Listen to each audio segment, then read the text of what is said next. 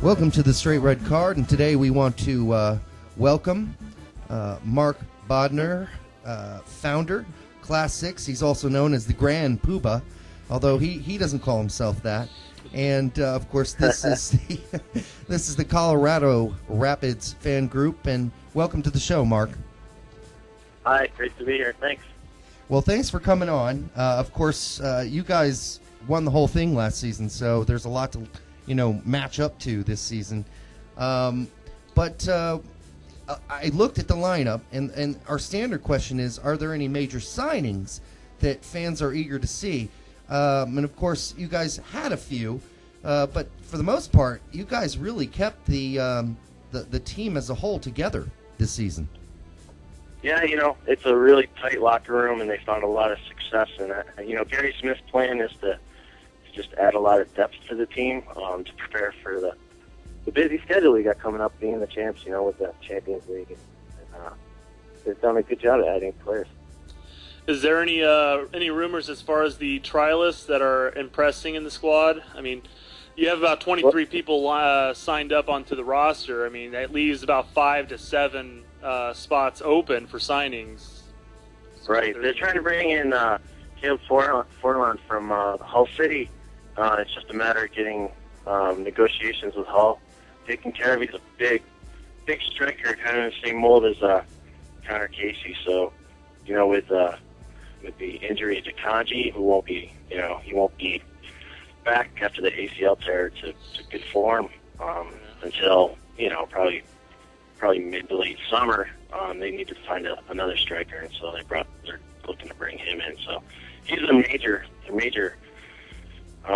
player they're trying to bring in. And then there's also rumors of a central defender who has connections to England, who's playing in Greece right now, but nobody's really able to nail down who it is. But yes, Smith has mentioned he's been going after this player for quite a while now.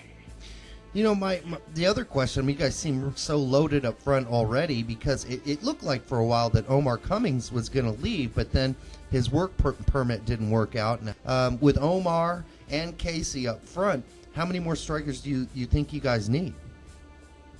Well, Omar's going to be out with the national team a bit, and I think a bit in the past with injuries and not having enough depth up front. So, they definitely wanted 3 that could come in at any time. If one's not clicking, they could bring in the other one to get things going. So, yeah. He definitely sees 3 strikers as the way to go. I gotta say I agree with him on that. Yeah, we have talked about in the past being Casey and the Cummings connection being one of the best tandems in MLS. You don't necessarily have a star striker, but you have 2 strikers who are consistently in double digits year after year. It's got to be nice as a fan, Oh, yeah. Omar Cummings is quite a fan favorite. I mean, he's exciting. He's got the speed. He's got the moves. People love him. And Casey, some love him, some don't, but he puts it in. He's definitely quite a performer. Gets the job done. Absolutely. What are we kind of have an idea of who the key players are for your club this season and why, but why don't you kind of run down who you think needs to really show up this season for you guys to kind of repeat? Well, the strength of the team is the spine of the team, right down the middle. And more of the challenging areas are out on the wings. So, the big question mark is in the midfield on the wings. You got Brian Mullen, he's getting up there, and certainly he's stepped in and played well. And on the left, you have Jamie Smith, who he's performing quite well whenever he can perform. The challenge he has is he gets injuries quite frequently. And then you got Will Thompson, who's just his work rate is impressive. So that's the trouble spot that they need performance from. What are some of the weaknesses coming up this season? I mean, one that sprung to my head right away is, as you mentioned before, is there are some players that are getting a little older now, like Mastriani, and what are some of the weaknesses you guys have to shore up outside of the wings? Is it age? But yeah, I'm not sure. Pablo's just quite physically fit. I mean, it's quite impressive. He really hasn't lost a step even. He's 34 now. Yep. Really what they've been doing is bringing in some young players. So it's almost like their challenge is that these someone on the young side has to step in when they're called upon because of injury or performance. Maybe someone goes into a slump. So I think some of these young guys they've been bringing in have to step up. Yeah, because you guys are going to be playing the Champions League. You guys are going to be playing a lot of different tournaments. It's going to take a toll on some of those old bodies. So I think you're right. Definitely got to have some young kids that can step up. Yeah, I mean, you got with Nathan and Niasi, who are both in their early 20s. They're going to be relied on to step in on those in the midfield for whatever reason. Pablo's going to need some rest at times,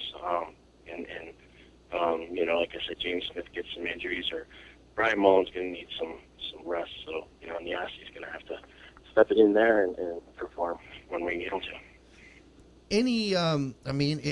When we ask these questions, what are your team's strengths? It seems pretty obvious based on last year that the strengths will probably be very similar. Are there any new strengths that you see in the team coming up in the coming season?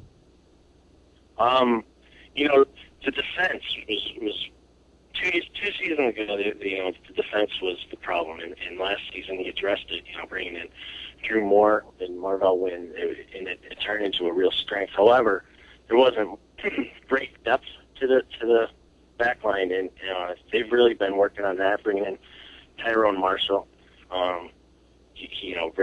Every player back there is able to play just about anywhere on the back line. So, if Wallace is having some troubles on the left, Marshall can step in, or they can even shift it around and put more over on the left and Marshall in the middle and things. So they've really done a good job at addressing the depth issue they have in the back line.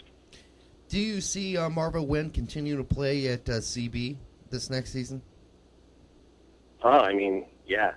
The tandem between Drew Moore and him is very strong. Marvell Wynn has that speed where, if he does make a mistake, he's able to get right back and correct it. And and Drew Moore is he's rock solid in the middle. So between the two of them, anybody's going to have trouble in the middle of our box.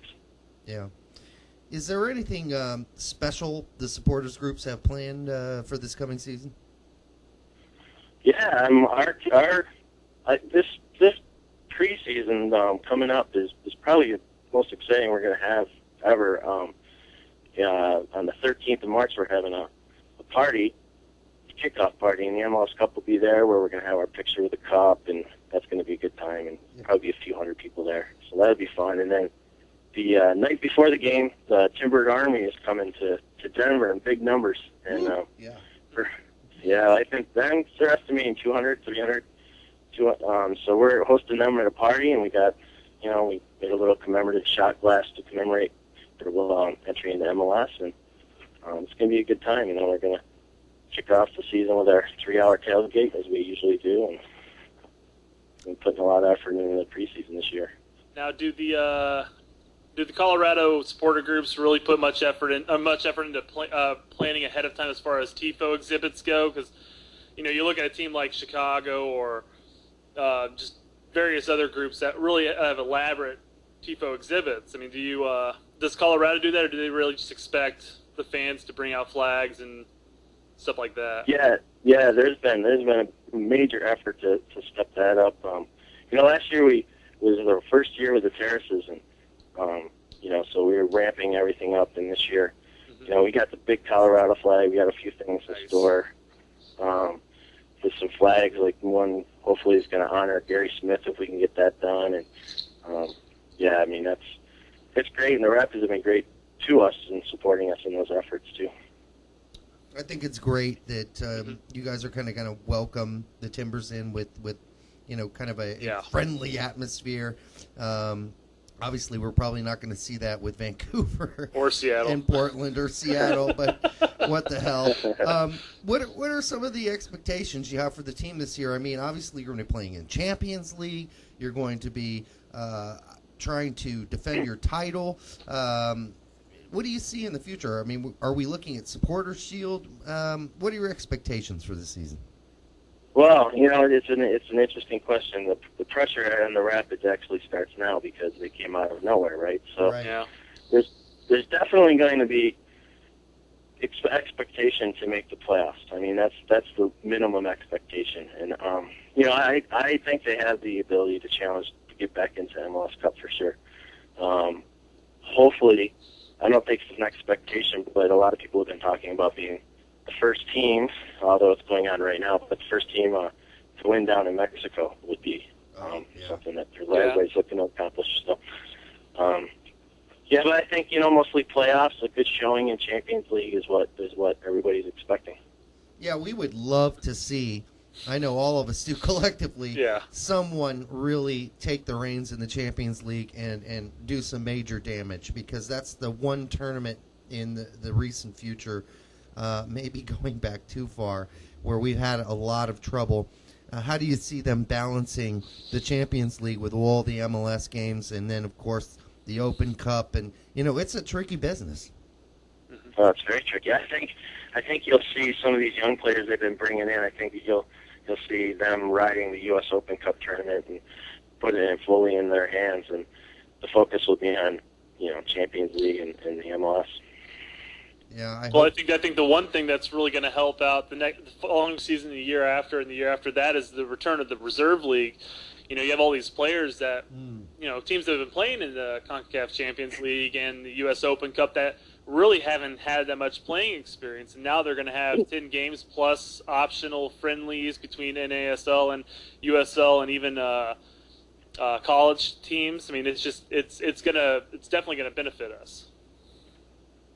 Yeah, the Rapids have always been big supporters of the Reserve League. A lot of the players in MLS come up from the Rapids reserves. Omar Cummings and Koski Kimura. You got in Toronto. You got I'm blanking on his name right now.